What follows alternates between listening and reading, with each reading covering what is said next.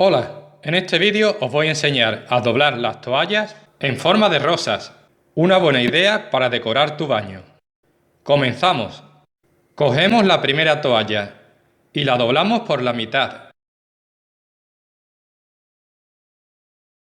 Desde una de las esquinas la doblamos varias veces.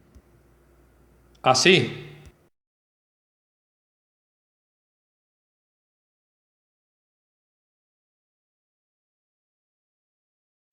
Hasta que quede al final este pico. Le damos la vuelta. Y desde uno de los lados enrollamos hacia el otro.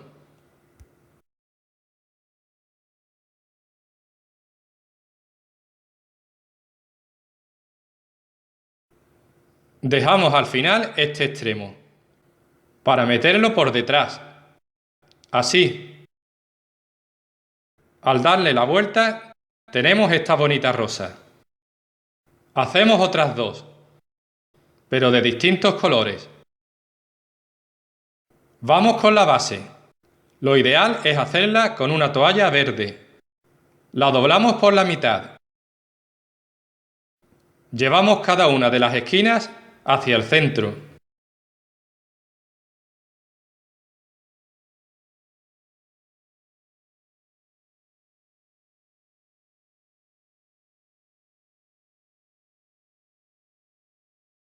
Le damos la vuelta.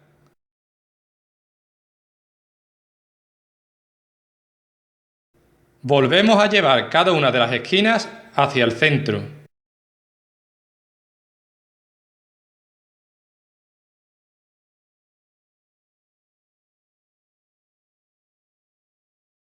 Sacamos los 4 doblados que se han formado debajo, de esta forma.